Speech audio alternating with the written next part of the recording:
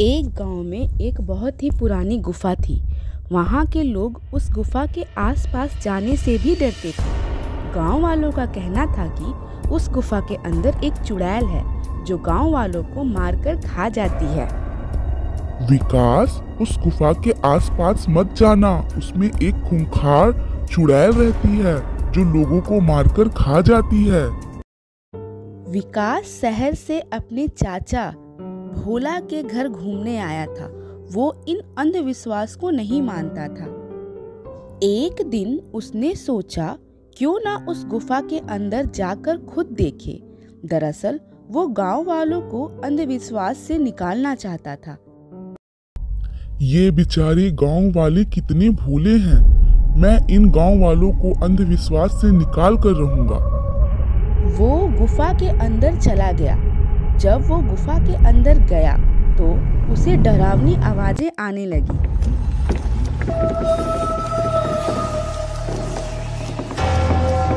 बाप रे, ये आवाज कहाँ से आ रही है? कहीं गांव वालों की बात सच तो नहीं?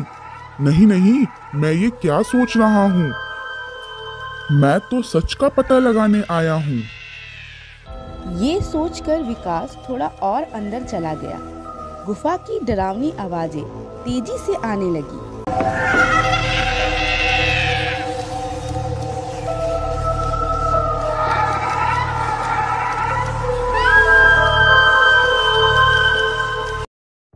मुझे तो अब डर लगने लगा है। अब मैं और आगे नहीं जा सकता। मुझे अब वापस घर जाना चाहिए। ये सोचकर वो जैसे ही वापस जाने के लिए मुड़ता है, उसके पैर वहीं बंध जाते हैं। वह चाहकर भी आगे नहीं बढ़ पा रहा था। ये क्या हो रहा है? मैं कहाँ फंस गया? इन गांव वालों को डर से बाहर निकालने आया था। यहाँ तो मुझे ही डर लगने लगा है। मेरे पैर भी नहीं बढ़ रहे हैं। तभी वहाँ एक चुड़ैल प्रकट होती है।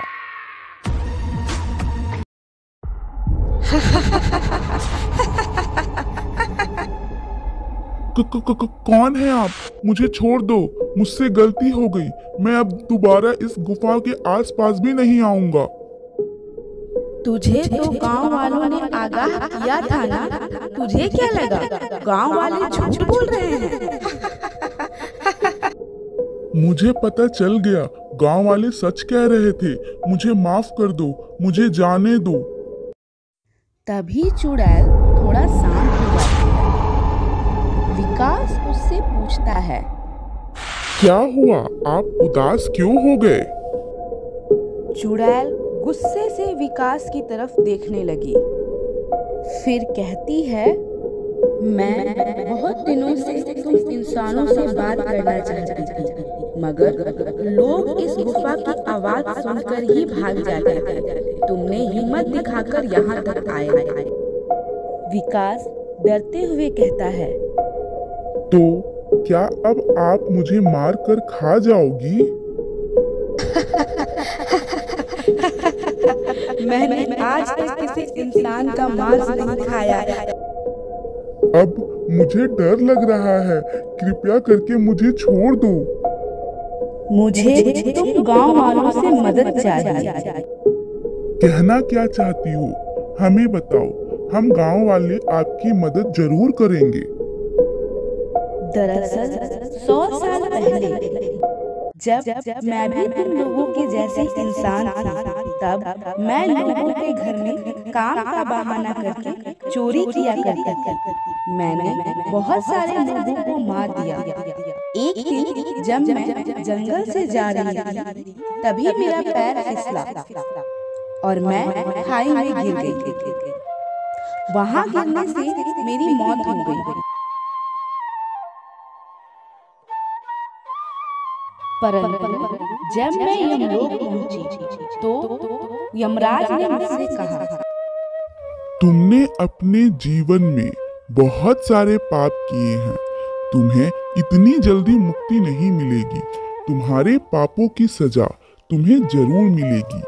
जा, तुम उस धरती पर वापस चली जा जहाँ से आई हो। वहाँ चुड़ैल योनि में रहकर अपनी सजा भुगत। नहीं, कृपया मुझे माफ कर दो। माफ कर दो मुझे मुक्ति दे दो। तब यमराज जी कहते हैं, तू तब तक चुड़ैल बनी रहेगी जब तक कोई तेरी मुक्ति के लिए साधना ना करे।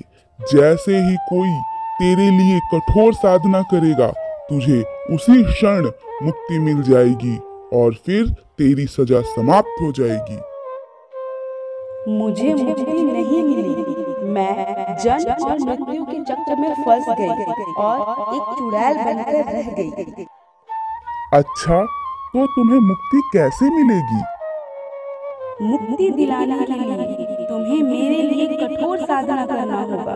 तुम गांव वालों की मदद से ये करवाओ, मुझे मुक्ति दिलवाओ, मुझे मुक्ति दिलवाओ। इतना कहकर चुड़ैल गायब हो गई। विकास के पैरों के बंधन भी खुल गए। वो गुफा से बाहर निकलकर गांव वालों के पास जाता है और सभी गांव वालों को उस चुड़ैल की सारी बातें बता देता है। क्या तुम उस गुफा के अंदर गए थे और चुड़ैल ने तुम्हें जिंदा छोड़ दिया? हाँ चाचा, मैं सच कह रहा हूँ। तुम तो हमारे लिए देवता हो, जो तुम हमें उस चुड़ैल से छुटकारा दिलाने के लिए अपनी जान की परवाह न करते हुए उस गुफा में चले गए। ये सब छोड़िए, पहले उस चुड़ैल के मुक्ति के लिए साधना करवाने की व्यवस्था कीजिए। हाँ हाँ, तुम ठीक कहते हो। फिर सारे गांव वाले मिलकर उस चुड़ैल की मुक्ति के लिए साधना करने लगे। ओम नमो हिरण्यबाहवे हिरण्यवर्णाय हिरण्यरूपाय हिरण्यपतये अम्बिकापतये उमापतये पशुपतये नमो नमः। थोड़ी देर बाद चुड़ैल वहां प्रकट हुई। सारे गांव वाले उस चुड़ैल को देखकर डर गए। फिर वो चुड़ैल एक सुंदर लड़की में बदल गई। मैं तुम सभी गांव वालों की कृतज्ञ हूँ कि आप लोगों ने मेरी मुक्ति के लिए इतना कठोर तप किया। मैं तुम सभी गांव वालों को एक वचन देती हूँ। अब तुम्हारे गांव में कभी किसी बुरी शक्तियों का निवास नहीं होगा। आज के बाद कोई भी चुड़ैल, डायन या पिशाच प्रेत का साया इस गांव में नहीं पड़ेगा। ये मेरा वचन है। इतना कहकर वो सुंदर स्त्री आकाश में चली जाती है।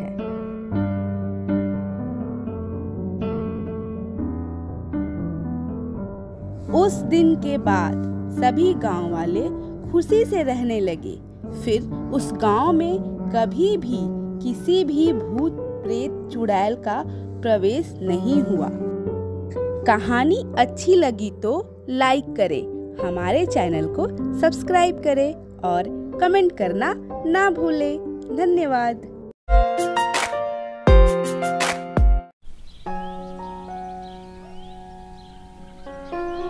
यह कहानी आजमगढ़ नाम के एक गांव की है, जहां एक परिवार में राजेश, उसकी पत्नी पूजा और उसका पिता रघु रहा करते थे। राजेश का पिता अक्सर बहुत बीमार रहा करते थे। राजेश और उसकी पत्नी उनकी खूब सेवा किया करती थी। एक दिन जब राजेश का पिता रघु बहुत बीमार हो गया और अपने जीवन के अंतिम क्षण में आ गए, तब राजेश के पिता रघु को बुलाता है। राजेश, ओ बेटा राजेश, राजेश। हाँ पिताजी, क्या हुआ? आपने मुझे बुलाया? हाँ बेटा, अब मेरा अंतिम समय आ गया है, इसलिए मैं कुछ तुम्हें बताना चाहता हूँ। अरे पिताजी, ऐसा मत कहिए, आपको कुछ नहीं होगा। पिताजी चलिए, मैं आपके लिए दवा लेकर आता हूँ। नहीं बेटा, अब किसी दवाई की जरूरत नहीं। मैं जो कहता हूँ वो ध्यान से सुनो।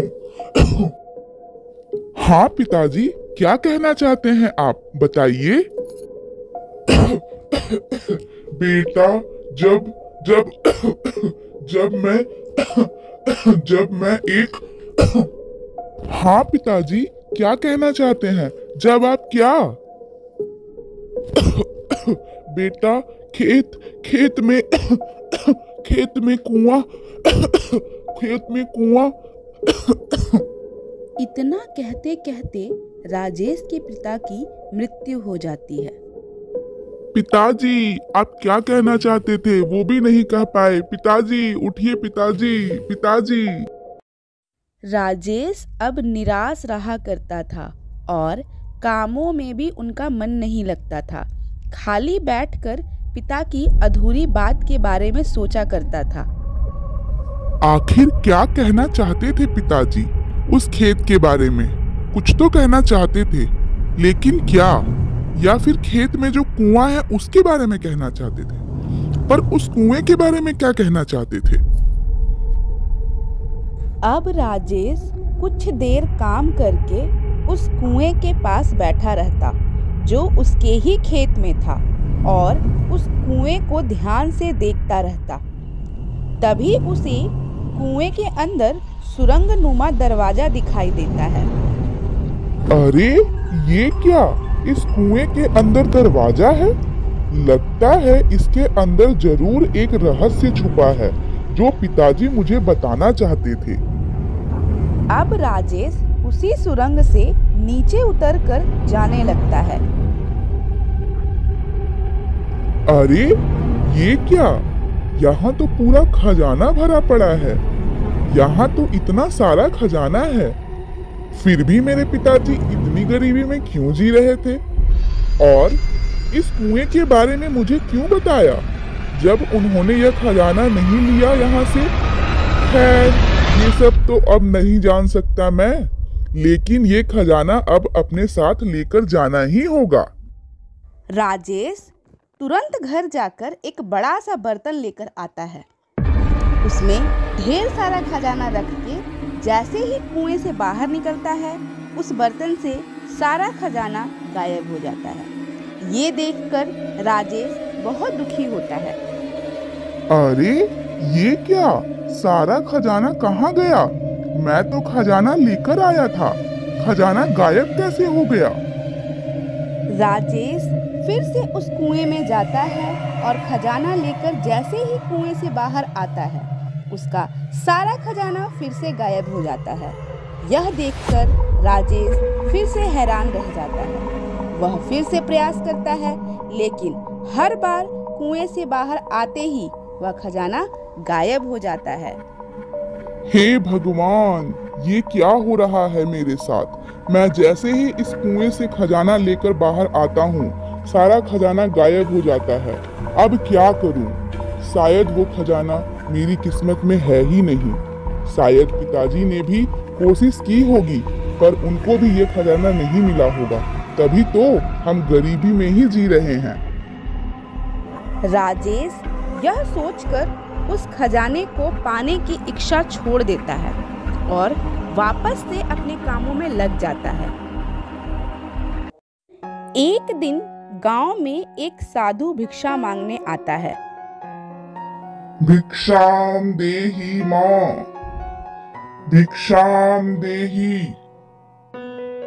प्रणाम साधु महाराज जी। आइए, अंदर आइए महाराज। महाराज, आप पानी पीजिए। बताइए, मैं आपकी क्या सेवा करूं? मैं आपके लिए भोजन लेकर आऊं? बेटी, मुझे तो बस तुम रूखी सूखी दे दोगी भिक्षा के रूप में, वो मुझे स्वीकार होगा। तभी राजेश की पत्नी अंदर से खाना लेकर आती है और साधु महाराज को दे देती है। बेटी, तुम एक नेक दिल इंसान हो। मेरा हृदय तुमसे अत्यंत प्रसन्न है।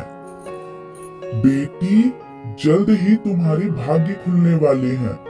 तुम्हें ढेर सारा खजाना मिलने वाला है, लेकिन ध्यान रहे, बहुत सोच समझकर और अपनी सूझबूझ से तुम वो खजाना प्राप्त कर सकती हो। अच्छा, मैं चलता हूँ। इतना कहकर साधु वहां से चला जाता है। शाम को जब राजेश घर आता है तब उसकी पत्नी उसे सारी बात बताती है। क्या सच में तुमसे साधु महाराज ने ऐसा कहा? उसने खजाने के बारे में बताया तुम्हें? हाँ जी, मैं बिल्कुल सच कह रही हूँ। अब मैं तुम्हें क्या बताऊं? मुझे उस खजाने के बारे में पहले से पता है। वह खजाना अपने खेत के उस कुएं के अंदर है। लेकिन जब भी मैं खजाना को लेकर कुएं से बाहर आता हूँ, तुरंत वह खजाना गायब हो जाता है।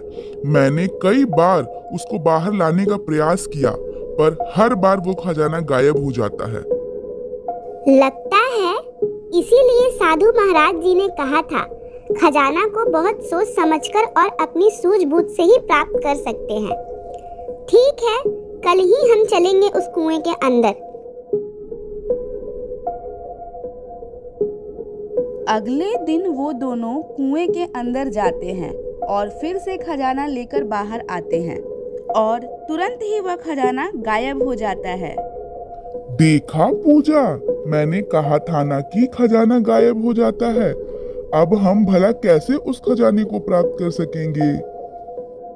तभी पूजा कुछ सोचती है और राजेश से कहती है, सुनिए जी, आप जल्दी से इस बर्तन के अंदर मिट्टी भर लाइए और फिर कुएं के अंदर चलिए। पूजा के कहने पर राजेश उस बर्तन में खेत की मिट्टी भर लेता है और फिर से उस कुएं के अंदर जाता है। वह सारी मिट्टी वहीं पे रख देता है और उसमें खजाना भर के कुएं से बाहर निकल आता है। इस बार खजाना गायब नहीं होता है, जिसे देखकर राजेश अपनी पूजा से कहता है, अरे पूजा, इस बार तो खजाना पूरा भरा हुआ है। इस बार खजाना गायब नहीं हुआ।